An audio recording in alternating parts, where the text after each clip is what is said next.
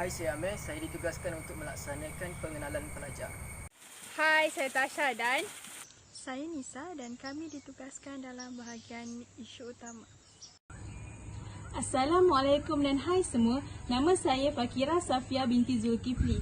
Saya ditugaskan untuk membentang objektif penanaman pokok.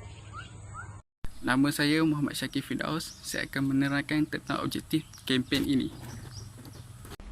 saya Nurin dan kami ditugaskan untuk menerangkan kesan kempen penanaman pokok kepada manusia.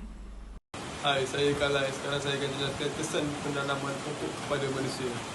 My name is Shalini Sagaran. Today I'm going to do justification for tree planting campaign. Hai, nama saya Muhammad Azhar bin Zainuri dan saya akan menerangkan refleksi video. Hai, saya Ali sebagai editor. Sebab utama kempen ini dianjurkan untuk menyelamatkan generasi akan datang daripada kekurangan oksigen dan suhu bumi yang meningkat. Hal ini boleh didefinisikan sebagai pemanasan global di mana suhu atmosfera bumi meningkat secara berterusan akibat daripada kesan rumah hijau yang melibatkan pertambahan gas karbon dioksida dan bahan pencemar lain.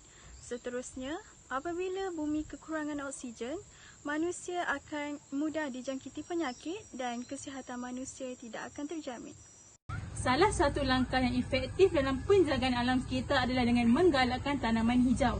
Tanaman pokok seperti pokok-pokok bunga, sayur-sayuran yang sangat berguna dalam kehidupan manusia. Penanaman pokok dalam kuantiti yang banyak boleh mengubah iklim mikro di sesuatu tempat, membekalkan oksigen kepada hidupan. Antara objektif kempen penanaman pokok adalah mengekalkan kawasan hijau di seluruh negara selain memelihara serta memulihara kawasan berhutan serta kepelbagaian biologi. Yang kedua adalah meningkatkan kesedaran terhadap kepentingan pokok dan kawasan berhutan serta memupuk semangat cintakan alam semula jadi. Di samping itu, objektif kempen ini adalah untuk mengawal pemanasan global dan menstabilkan ekosistem persekitaran. Penjagaan sumber-sumber alam sekitar seperti pokok-pokok akan dapat membendung pelbagai masalah. Sebagai contoh, hutan dan pokok-pokok yang banyak akan dapat mengawal hakisan tanah dan banjir. Tambahan pula, objektif kempen ini adalah untuk merapatkan hubungan antara peserta-peserta yang terlibat di samping menambah kenalan baru. Dan objektif yang terakhir adalah menggalakkan penyertaan agensi kerajaan persekutuan atau negeri, syarikat swasta dan badan korporat, badan bukan kerajaan, institusi-institusi pendidikan atau penyelidikan dan orang awam dalam usaha penanaman pokok. Assalamualaikum warahmatullahi wabarakatuh. Hari ini saya akan menerangkan tentang objektif kempen ini. Sebelum tu, mari kita siram pokok. So, ayuh kita ke seterusnya.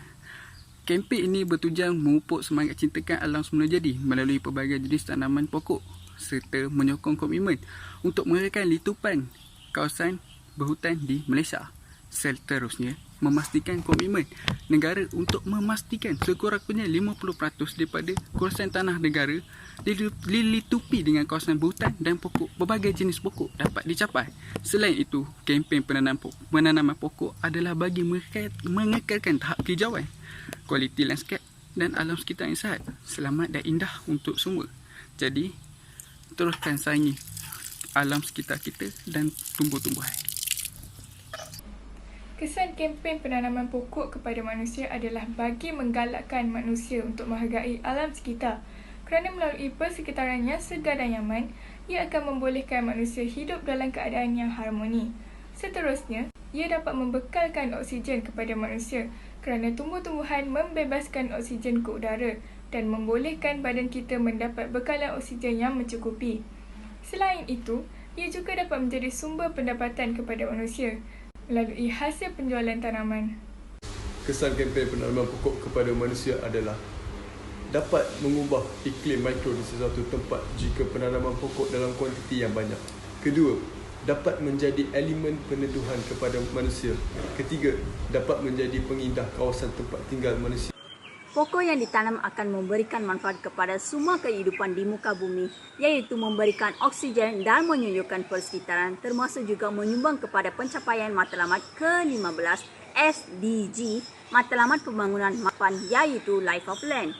Selain itu, Kempen penanaman pokok ini bagi memupuk generasi yang berwawasan ke arah membina sebuah negara maju yang seimbang dan membangun dan pemuliaan alam sekitar. Kesedaran ada keperluan dan kepentingan alam semula jadi sebagai satu ekosistem yang sangat penting dalam kehidupan seharian, kita perlu diterapkan kepada masyarakat. Jangan lupa satu perkataan, 3 do it for free. Baiklah, seterusnya saya akan menerangkan berkenaan refleksi video melalui dapatan kajian yang telah kami laksanakan. Melalui aktiviti ini, sedikit sebanyak mampu untuk meningkatkan tahap pemeliharaan dan pemuliharaan ekosistem yang kian terancam di negara Malaysia. Oleh itu, sebagai seorang rakyat Malaysia, kita seharusnya bekerjasama dan berganding bahu bagi memastikan aset di negara Malaysia kekal terjamin dari generasi ke generasi akan datang. Khususnya buat tumbuhan-tumbuhan hijau yang unik di Malaysia. Akhir kata daripada saya, hujan emas di negara orang, hujan batu di negara sendiri lebih baik di negara sendiri. Itu sahaja daripada kami. Terima kasih.